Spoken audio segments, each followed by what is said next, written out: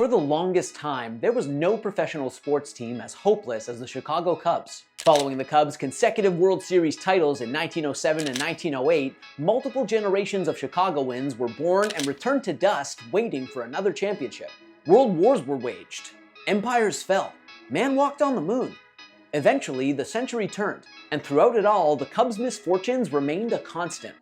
They were losers, until finally, they weren't.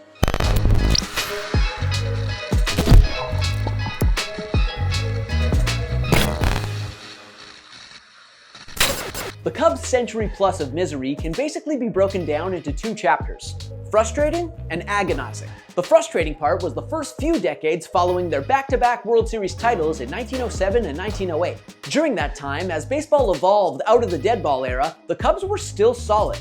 Respectable. In fact, from 1909 through the end of World War II, the Cubs won the National League pennant another 7 times. And although they found themselves on the losing side of the World Series each time, at least Chicago was getting there. Then came the agonizing part. As the legend goes, it was during the Cubs' trip to the 1945 World Series that a curse was supposedly placed on the franchise. The curse of the Billy Goat. Long story short, a disgruntled tavern owner who had taken his beloved pet goat to Wrigley Field for Game 4 of the 45 World Series cursed the Cubs to a lifetime of losing after he and his companion were asked to leave in the middle of the game. Apparently, the goat was bothering his fellow patrons. Anyway, from that point onward, the Cubs' fortunes got even worse. After losing the 45 World Series in 7 games, the Cubs didn't even return to the Fall Classic for the remainder of the 20th century. And then some. In fact, for almost 40 years following the 45 World Series, the Cubs didn't even make the playoffs. And when they did manage to get into October, misery always awaited. The Cubs blew the 1984 NLCS, for instance, after taking a 2-0 lead in the best-of-5 series. And 19 years later, the Cubs' historic futility found a new poster boy for the 21st century, Steve Bartman. And so it went. The Cubs embodied losing. That was their identity, an identity that transcended the world of baseball. Too bad we couldn't have had a victory that meant a pennant, but that will come. Sure as God made green apples, someday the Chicago Cubs are going to be in a World Series. However, only a year after the Bartman game and Chicago's infamous collapse in the NLCS, something magical happened about 1,000 miles east that unknowingly changed the trajectory of the Cubs' future. See, in October of 2004, the Boston Red Sox reversed their own curse, the curse of the Bambino, winning their first World Series championship since 1918. And who was the architect of that Red Sox team that snapped an 86-year World Series drought? Theo Epstein, a Yale graduate who at one point was the youngest general manager in MLB history. Naturally, the Cubs had to have him. And sure enough, in 2011, the Cubs hired Epstein away from Boston, hoping that the then 2-time World Series winning GM could work his same magic in Chicago. He certainly had his work cut out for him, though. The team Epstein inherited was the oldest, most expensive, and worst team in the NL Central. As such, Epstein preached patience to his new fanbase, which is kind of a hard sell when you haven't won a championship in more than 100 years. Nevertheless, Epstein and his partner Jed Hoyer were committed to their process, essentially a down-to-the-studs rebuild. For a period of several years, wins and losses didn't matter for the Cubs. All that mattered was grabbing as many top 5 draft picks as possible, infusing the organization with a critical mass of high-ceiling youngsters, and ultimately assembling a new foundation of talent that could set the Cubs up for sustained success. And it was painful, no doubt about it. From 2012 through 2014, Epstein's first 3 seasons in charge, the Cubs lost more games than any other team in the National League. Beneath the surface, though, the process was working. In 2013, the Cubs selected a talented third baseman named Chris Bryant with the 2nd overall pick in the MLB draft. A year later, the Cubs landed a slugging catcher by the name of Kyle Schwarber with the 4th overall pick. That same summer, the Cubs traded veteran pitchers Jeff Samardzija and Jason Hamill to Oakland for Addison Russell, an 18-year-old shortstop who was already a consensus top 15 prospect. And within a few years, between the draft hits, savvy trades, and aggressive spending on the international prospect market, the Cubs weren't just stacked with young talent. They had the best farm system in all of baseball. Some of the other names in their pipeline? Wilson Contreras, Gleyber Torres, Jorge Soler, Eloy Jimenez. Plus, not to mention, Javier Baez, the Cubs' 9th overall pick in the 2011 draft and one of the few young gems Epstein inherited from his predecessor. Anyway, by 2015, a new era was dawning for the Cubs. Several of their key building blocks were ready to graduate to the big leagues, and it was time to see what the future looked like. To shepherd this new young flock, the Cubs brought in one of the game's most respected and progressive managers, Joe Maddon, who had led the Tampa Bay Rays to the American League pennant in 2008 and was fresh off his second career Manager of the Year award. But Maddon wasn't the Cubs' only splashy addition that winter. In another move that hinted at Chicago's readiness, the Cubs handed out the biggest free agent contract in franchise history that offseason, signing All-Star left-hander Jon Lester to a 6-year deal worth $155 million. It was the kind of mega deal that contenders made. Or as Maddon put it, the Lester contract made it more believable for everyone in that room. Before long though, there wasn't a single soul inside or outside that clubhouse that didn't believe in the Cubs. The 2015 season was nothing short of a dream for the Cubs and their long-suffering fans. Seemingly every button Epstein pressed, every player he had banked on, delivered incredible returns. Bryant, for one, ended up taking home National League Rookie of the Year honors. Russell also ranked among the game's most valuable rookies. Meanwhile, both Schwarber and Baez impressed in small samples. And Anthony Rizzo, whom the Cubs had acquired in a 2012 trade in one of Epstein's first moves in Chicago, ended up being an All-Star for a second straight year and finishing 4th in NL MVP voting. As for Lester, he was his usual dependable self, logging more than 200 quality innings. But get this, the Cubs' best pitcher that season was actually Jake Arrieta, another Epstein acquisition who followed up his 2014 breakout campaign by winning the National League Cy Young Award. Put that all together and the Cubs were an absolute powerhouse in 2015. 1 year after finishing 73 and 89, the Cubs flirted with 100 wins, marking their first winning season since 2009 and their first playoff berth since 2008.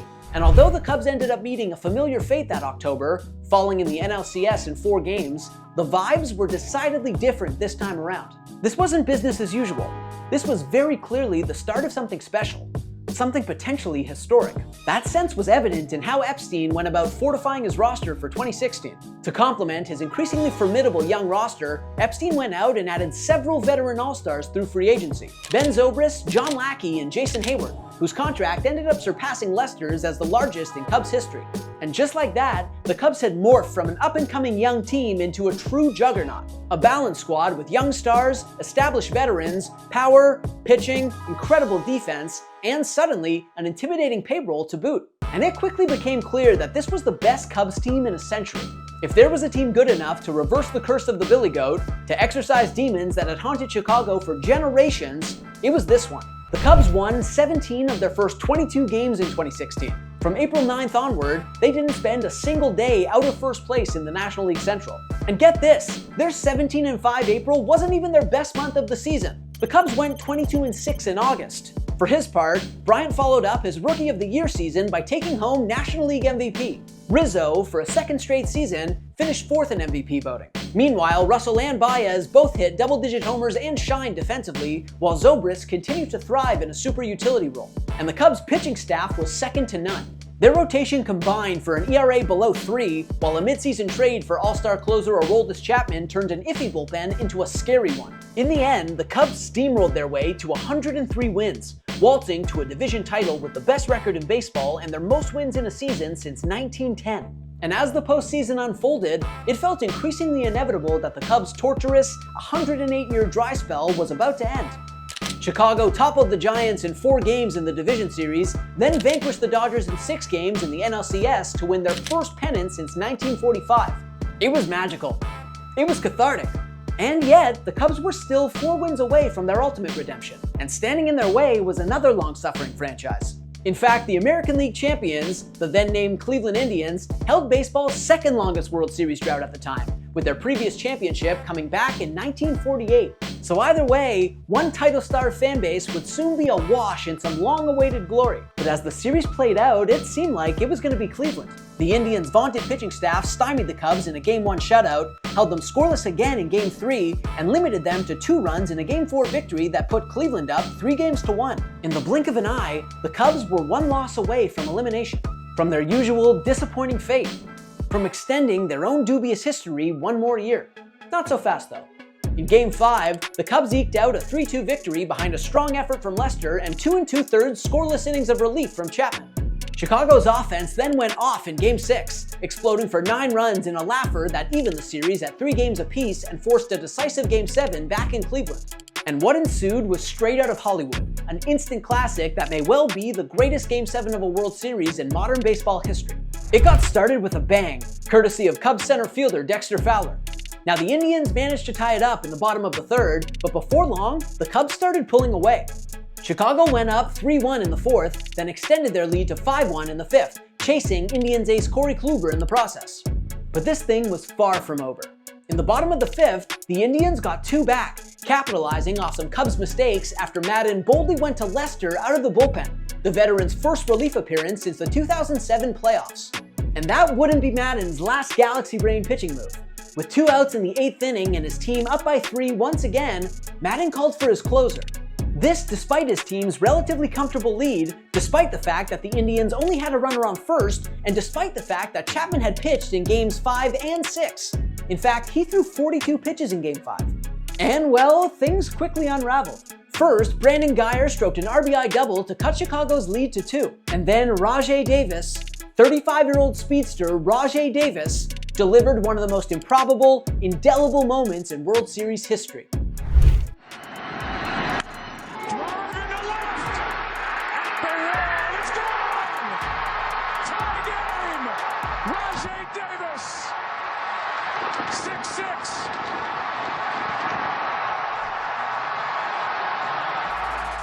Tie game. Tie game. The Cubs, man. So yeah, after 9 innings, it was still 6-6, which meant extras. But first, a rain delay. With rain suddenly peppering Cleveland, the grounds crew rolled out the tarp and play was halted for 17 minutes, ahead of the 10th inning of Game 7 of the World Series.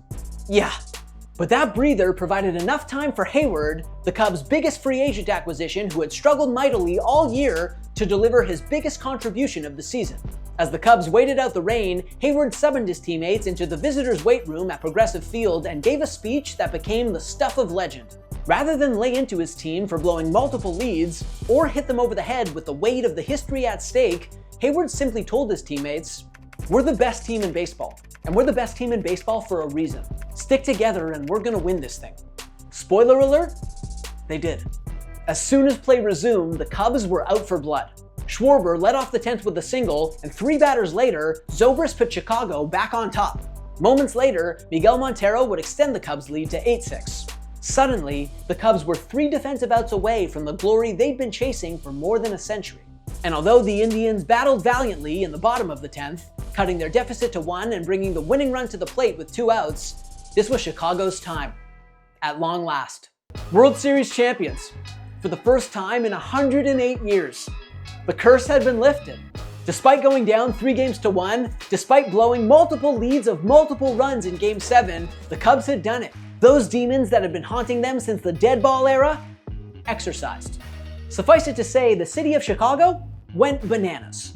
It was estimated that 5 million people showed up for the Cubs' World Series victory parade, making it one of the largest gatherings in human history. In the almost decade since, no Big Four championship parade has even come close to matching that turnout. And understandably so. The Cubs and their fan base had waited more than a lifetime for that 2016 World Series title. And as sure as God made green apples, you won't see a more special, more cathartic World Series championship in your lifetime.